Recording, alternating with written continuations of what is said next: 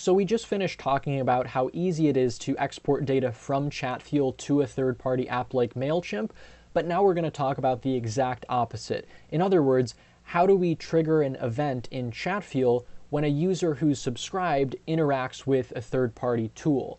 In this case, specifically in this lesson, we're going to discuss webinars.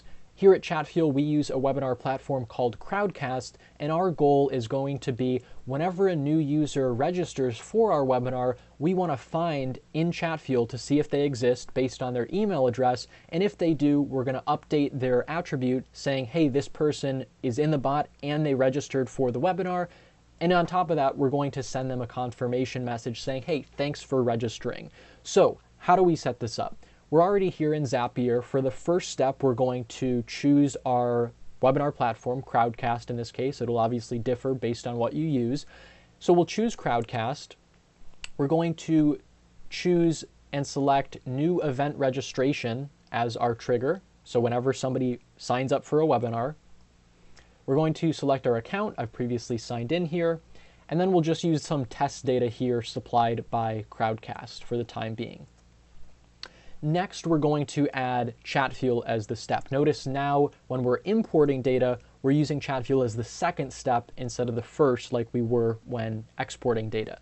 So we're going to select Chatfuel and choose Find a Subscriber. First, we're going to find if the user exists, and then if they do, we're going to next use the Update Subscriber action here to change their attribute and then send them to a block, send them a message. So we're going to select Find a Subscriber. I'm going to choose the bot from the list here. Next, for search type, we're going to search by attribute. For the attribute name, we're going to use email. We could technically use name as well, but there might be duplicate names, so email is really the best tactic here to use. And then for attribute value, we will select the email from the registration. So when they were signing up for the webinar, we're going to search based on that email they've provided if they exist in Chatfuel. And we'll click Continue. Great. We're going to skip the test and we'll move on to the next step, which is updating the subscriber. So we'll add a step. We'll use Chatfuel again. So once we've found the subscriber, if they exist, then we're going to update them. So we'll choose Update Subscriber, click Save and Continue, scroll down to the last spot again.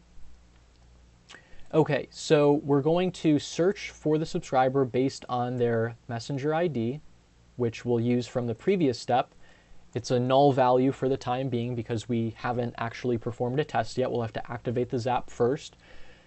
And then for attribute value, we can create our own attribute here. We'll call it registered for webinar, for example, and we'll set it to true. You could also call this yes.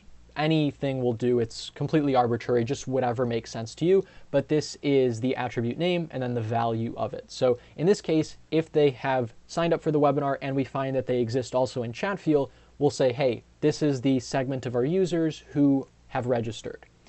And then we can also send them to a block. In this case, I've set up a specific block to thank them for registering. So I'm going to find that from the drop-down list here and connect that. Great. So I'll click Continue. And we will skip the test because, again, we need to activate the Zap before we can send through any data and actually set this flow in motion. So I'll click Finish, and then I'll name this Crowdcast to Chatfuel as an example. Toggle it on so we can then go through and test this process. Excellent. So now, instead of initiating this process in Chatfuel like we did before by submitting our email, we're going to start it by registering for the webinar on Crowdcast. And before I do this, I also want to show you my Messenger inbox. You see there's no messages at this point to show that this is truly possible. So I'm going to go into Crowdcast now, and I'll register for this upcoming webinar. I'll type in an email address. This is the same email address on file in my Chatfuel account. So I'm going to submit that. I'll agree to the terms, join the event.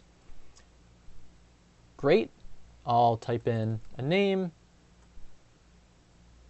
And excellent. So I'm going to close out of this then, and you'll see now in Messenger, I have received this thank you since I've signed up. That was part of the block that I created in Chatfuel. And then also in the background, the webinar registration attribute is now set to true. So I have the ability as a bot admin to go in and say, okay, here are all the people who signed up for the webinar. If I want to follow up with them, perhaps use the people tab to create a lookalike audience, knowing they're more qualified, I can do just that. So that is how to use the import via Zapier functionality of Chatfuel. Hopefully you'll use it to create more value for your business.